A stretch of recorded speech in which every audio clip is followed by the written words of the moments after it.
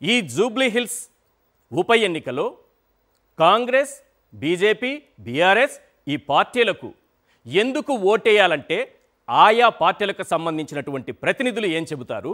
3 నుంచి 4 నిమిషాల సమయం ఒక్కొక్కరికి ఇస్తాను. ఈ 3 నుంచి 4 నిమిషాల సమయంలో ఎందుకు కాంగ్రెస్ పార్టీకి ఓటేయాలి, ఎందుకు బీఆర్ఎస్కు ఓటేయాలి, ఎందుకు బీజేపీకి ఓటేయాలో వాళ్ళ మాటల ద్వారా ముందుగా విందాం. ఆ తర్వాత ప్రశ్నిద్దాం, సమాధానాలు రాబడతాం. రైట్, ప్రశ్నించడానికి మీరందరూ సిద్ధంగా ఉన్నారా? సిద్ధంగా ఉంటే వాళ్ళేమో ఆన్సర్ చేయడానికి సై అంటున్నారు. మీరు కూడా సయ్యా? సై అయితే గట్టిగా సై అని అనండి. Very nice. రైట్, ముందుగా ఏ పార్టీకి అవకాశం ఇద్దాం?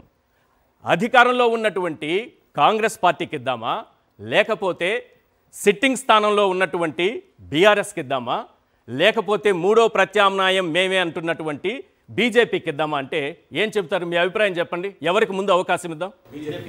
బీజేపీకి ఇవ్వాలా?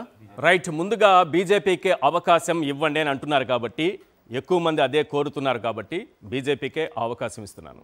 ఎస్, పాయల్ శంకర్ గారు, ఎందుకు బీజేపీకి ఓటేయాలి? మీరు 3 నుంచి 4 నిమిషాలు మీ పార్టీకి ఎందుకు ఓటేయాలో చెప్పండి.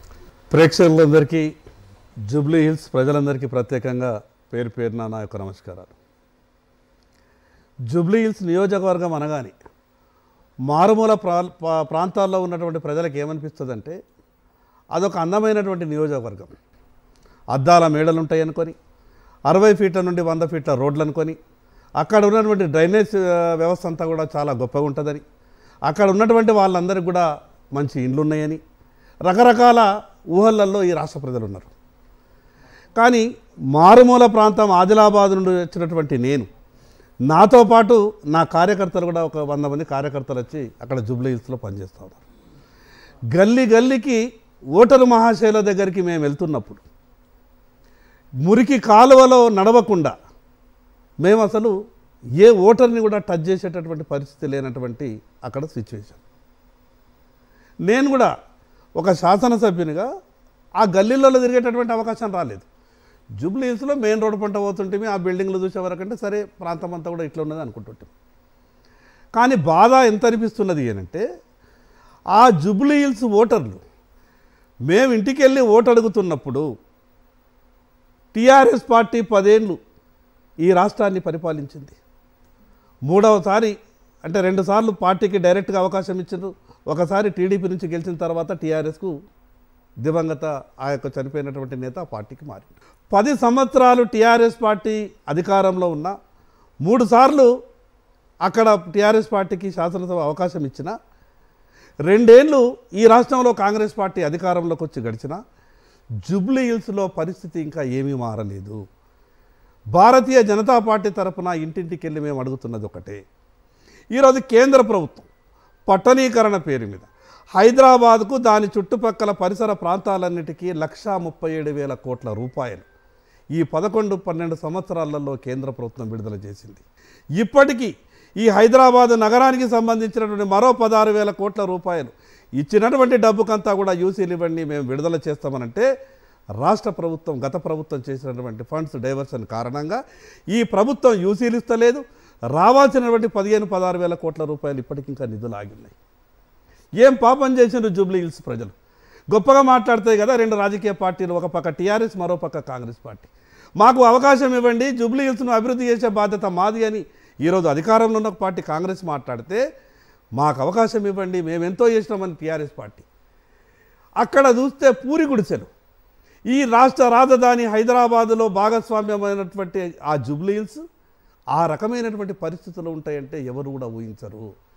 ఈరోజు నా ఆదిలాబాద్ నుండి వచ్చినటువంటి నా కార్యకర్తలు, అన్నా ఆదిలాబాదే బాగుందన్నా, మనం అన్నిసార్లు అనుకుంటుంటివి వెనకబడ్డ ఆదిలాబాద్ అనుకుంటుంటివి, రాష్ట్ర రాజధానిలో అంతర్భాగమైనటువంటి జూబ్లీ హిల్స్ ఈ రకంగా ఉంటుందా అన్న అని నా కార్యకర్తలు నాతో మాట్లాడుతూ ఉన్నారు.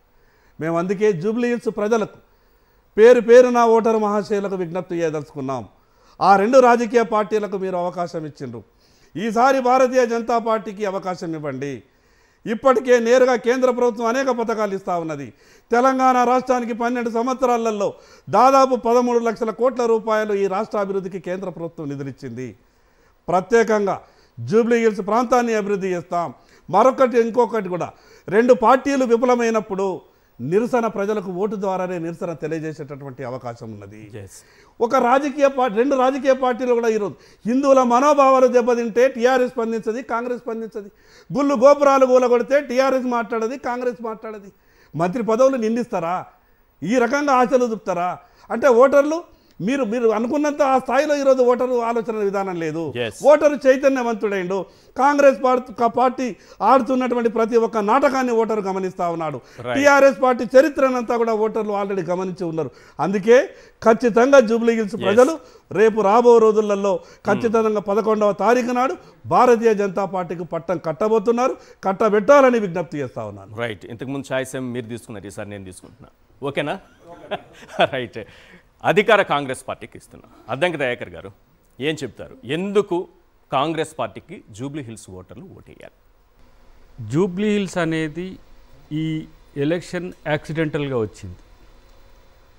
Only because of Maganti Gopinath గారి మరణం వల్ల. రెండు పార్టీలు అక్కడ సిట్టింగే. ఎవరు? బీజేపీ ఎంపీ, కేంద్ర మంత్రి. Okay. BRS third time MLA.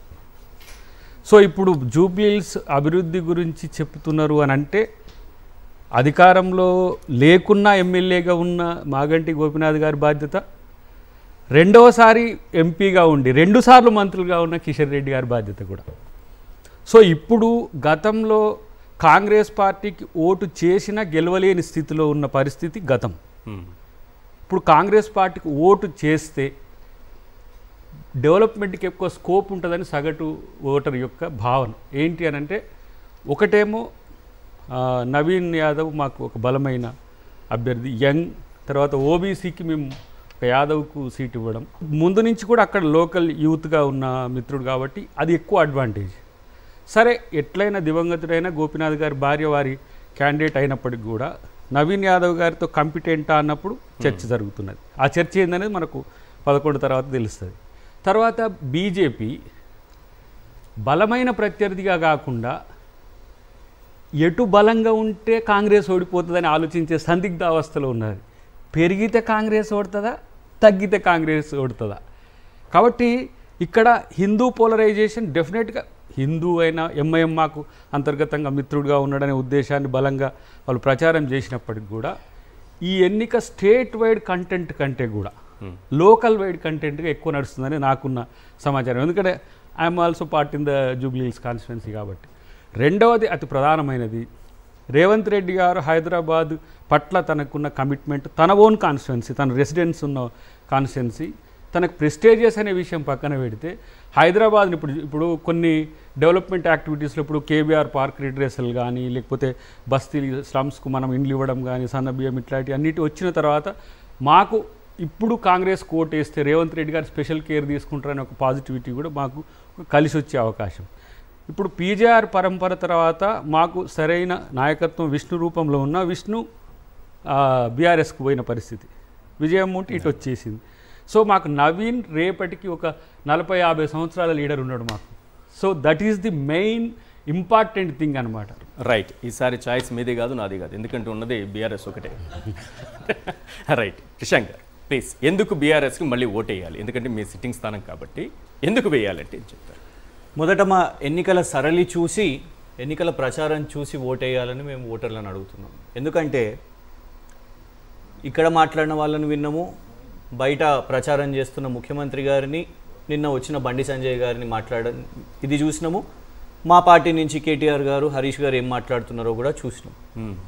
మా ప్రచారం ఒకవైపు మేము నిర్మాణం చేసిన సెంటర్ ఫర్ దళిత్ స్టడీస్ కానివ్వండి, షేక్పేట్లో ఎస్ఆర్డిపి ఫ్లైఓవర్ కానివ్వండి, డ్రైనేజ్ కోసం చేసిన అక్కడ ఎంత ఖర్చు పెట్టినామో, సిఎంఆర్పిలో భాగంగా ఎన్ని రోడ్స్ చేసినామో లెక్కతో సహా 3600 డబుల్ బెడ్రూమ్లు ఎన్ని నిర్మాణం చేసి ఎన్ని అప్పచెప్పేసినామో, ఎన్ని హ్యాండ్ ఓవర్ చేసేసినామో, రకరకాల కమ్యూనిటీ హాల్స్ కానివ్వండి, బస్తీ దవాఖానాస్ కానివ్వండి, ఇది మా అభివృద్ధి యాంగిల్. మేము మాట్లాడుతున్నది ఈ అంశాలే. ఇది మేబీ సెన్సేషన్ కోసం నచ్చకపోవచ్చు, కానీ ఎందుకంటే డెవలప్మెంట్ అనగానే పెద్దగా పట్టించుకోరు. మంచి ఎప్పుడు చర్చకు రాదు, నెగిటివ్ ఎక్కువ చర్చకు వస్తుంది, నెగిటివ్ ఎక్కువ ట్రాక్షన్ వస్తుంది. ఈ యాంగిల్ నుంచి ఇంకొకటి ఏంటంటే, 2 సంవత్సరాల ప్రభుత్వం అంటే 10 సంవత్సరాల ప్రభుత్వంలో షాదీ ముబారక్, కళ్యాణ్ లక్ష్మి ఇంటింటికి ఎంతమంది లబ్ధిదారులు ఉన్నారు కింది వరకు అనే యాంగిల్ ఒకటి మాట్లాడుతున్నాం. దాని తర్వాత వచ్చిన ఈ 2 సంవత్సరాల ప్రభుత్వము ఏమేమి ఆపేసింది, ఏమేం పథకాలను ఆపేసింది, కేసీఆర్ కిట్ ఎందుకు ఆగిపోయింది, ఇవన్నిటితో పాటు ప్రధానంగా తెలంగాణ అంశాలన్నీ కూడా ఇంక్లూడింగ్ జూబ్లీ హిల్స్, హైడ్రా పేరుతో ఇవాళ ఎన్ని ఇల్లు కూల్చివేస్తున్నారు. ఎందుకంటే ఒకవైపేమో హైడ్రా పేదల ఇల్లులు కూల్చుతుంటే ముఖ్యమంత్రి గారే అంటారు వాళ్ళకు డబుల్ బెడ్రూమ్ ఇవ్వండి అని అంటారు, కానీ ఇవాళ వరకు ఒక్క ఇల్లు కూడా ఇవ్వలేదు. కనీసం వాళ్ళకు ఒక నోటీస్ కూడా ఇచ్చే అవకాశం ఉండదు, వెళ్ళిపోయి బుల్డోజర్ ఉంటుంది. రాహుల్ గాంధీ గారేమో బుల్డోజర్ అంటే ద్వేషం అని అంటారు, కానీ ఇక్కడ బుల్డోజర్ శనివారం ఆదివారం రాగానే వాళ్ళ బుల్డోజర్ నడుస్తుంది. ఇది మా అజెండా నంబర్ 1.